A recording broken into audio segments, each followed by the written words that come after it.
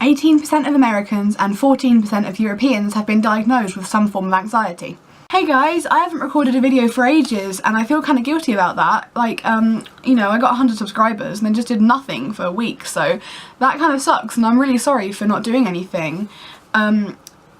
Because like ever since I started college I've had a bit of like a confidence drop and I haven't really felt myself, and you know, I just didn't really want my face plastered all over the internet, if that made sense. Like I didn't feel like I could watch myself in a video, I didn't feel confident with that.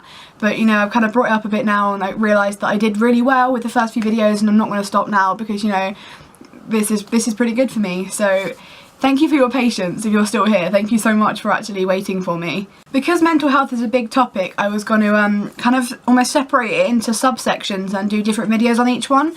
So this one will be more about anxiety, which, as you heard in the fact at the beginning, is actually quite a common disorder.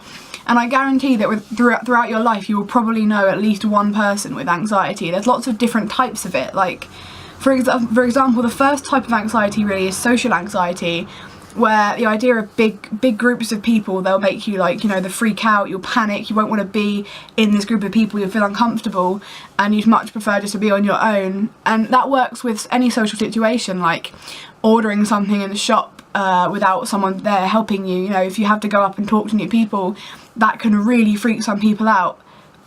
Before I go any further, I need to kind of reiterate that I don't have any professional experience at all with, like, you know, I've never been trained in psychology, I haven't done anything with anxiety. This is kind of, it's from my own personal experience as an anxious person myself, and from what I've heard from my friends, psychiatrists, different people about anxiety. And I guess with the video I'm going to try and help people that do have anxiety, but also those who might know someone with anxiety, because I know that a few of my friends, if I started having a panic attack in public, they would not know what to do with themselves whatsoever. They'd kind of start panicking with me. So if I get anything wrong, like any facts or anything, please do not hesitate to say in the comments below, like, you don't know what you're fucking talking about, get off the internet, shut up, you don't know what you're doing, stop telling us what to do. Just let me know if I've got anything wrong and I will apologise and try and correct that in the next video if possible. General anxiety disorder is almost like a kind of neuroticism, in that you could be very, very scared about things that really aren't that frightening.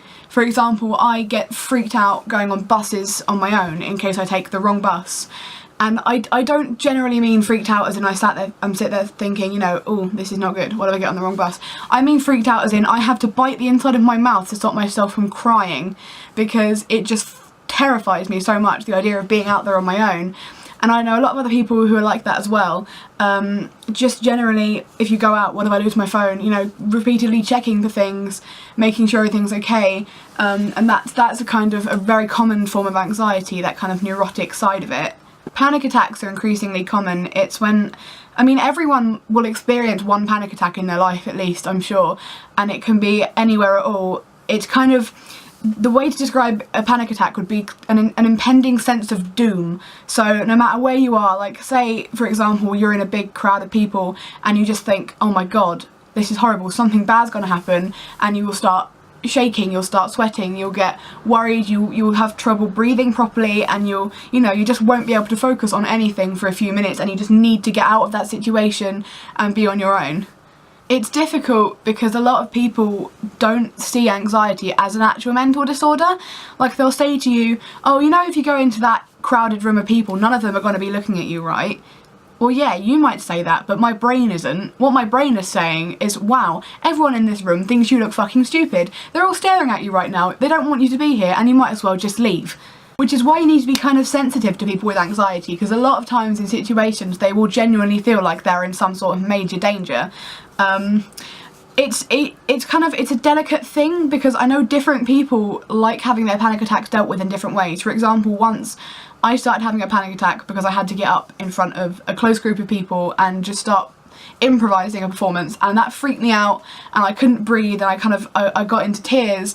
And then this girl instantly went and put her arms around me and I literally screamed, "Fuck off, don't touch me!" And you know, as someone who doesn't have that many friends in the first place, it's not necessarily a good thing to say to people you're trying to make friends with. But when you're having a panic attack, it can feel really enclosed and like horrible and scratchy and dangerous, and you know, maybe you just want to be left alone. Like I know when I do, I literally want to go and sit on my own for a few minutes. And if your friends or someone you know is having a panic attack and they want to be left on their own, leave them alone. Don't pester them, don't be like, are you okay now, are you sure? They'll come back to you in their own time, I promise you that. Like, don't be offended if they don't want to spend a few minutes with you because they just need, you know, a few moments to breathe. Some people with anxiety, if you observe them, they might have some sort of like kind of tick or something they do that will show when they're anxious in a situation. Like, I have a leather jacket that I wear practically everywhere, and I will stand there like pulling the zip up and down repeatedly if I'm nervous. You know, some people might scratch, some people bite their nails, some people will like tap their feet, and it might just be a kind of a warning sign that you might need to kind of try and get out of there. Like if your friend starts, you know, if you have a friend with anxiety and they suddenly start kind of stood there like, you know, freaking out, kind of scratching themselves a little bit, maybe take the time to say, just kind of tap them on the shoulder and say, do you want to get out for a bit? Do you want to kind of, you know, have a time out, or are you okay? And if they go, no, I'm fine, then yeah, leave them, they'll try and get over it. But if they do need to get out of that situation, then fair enough, that's probably the best thing to do, is just go with them. Something I try to kind of discourage is that that thing of like self-diagnosing, which is kind of like, I'm gonna read you. Something I kind of try to discourage is that thing of almost self-diagnosing in a way. And what I'm not trying to say don't go and get help for anything. Like, don't, if you feel you have symptoms, ignore them. Like, don't think you have anything, because that's not what I'm trying to say at all. What I'm saying is, a good example of this would be, say someone walked into your class and they said, oh sorry, I've been to a psychiatrist, I have anxiety, just to let you all know. And then they started telling you what it was. And say suddenly someone stood up and went, oh, I get quite nervous like in times like this, maybe I have anxiety too. And then someone else turns up and goes, you know what, I don't like ordering things over the phone, maybe I have anxiety too. And everyone stands up and they have a different symptom and they all say you have anxiety. The person that has actually been diagnosed with anxiety will not get not the attention, but they won't get the recognition that they deserve for their thing, because it will become almost trivial in that sense of, oh, if everyone has it, it can't be that big a problem. I just think if you hear the symptoms and you think, okay, maybe I do have anxiety, maybe this is my disorder, before you then announce to anyone that you have anxiety, go and see a doctor first, or your GP or a psychiatrist, or even talk to your parents about it, because it's much better to make sure you're checked out before you go telling anyone you have a disorder that you might not necessarily have. Or, you know, if you go around kind of treating yourself for anxiety and maybe it's a more serious problem, you might not know unless you get yourself checked out. I think the best thing you can do if you know a person who wants to get over their anxiety is kind of almost gently go with them into that kind of getting over their fear. Like, for example, if I wanted to get over the anxiety of maybe ordering something at a shop, go up with them the first time, order it with them, and then if they want to try, next time they go into that shop, will you stand back and they do the talking themselves, and then if they do well, then maybe, you know, the next time you could stay outside the shop and see if they want to go in on their own. But only if they feel comfortable with that. Don't shove them inside the shop and say, go on then, try your best, get over it, because that will just cause them to panic even further, and it will just make the whole situation even worse. So I really hoped I've managed to spread some light on what anxiety is, maybe, you know, give you a hand if you need it. If you like the video, please, you know, actually like it and share it and Facebook it or whatever. Because I did reach 100 subscribers, for which I am incredibly grateful, I was gonna do like a 100 sub special video next. And I'm thinking maybe like a truth or dare kind of question video. So if you could be lovely and leave your questions, dares, whatever you want in the comments box below, or I'll put my Twitter in the link. You can tweet me the questions, put my Ask FM.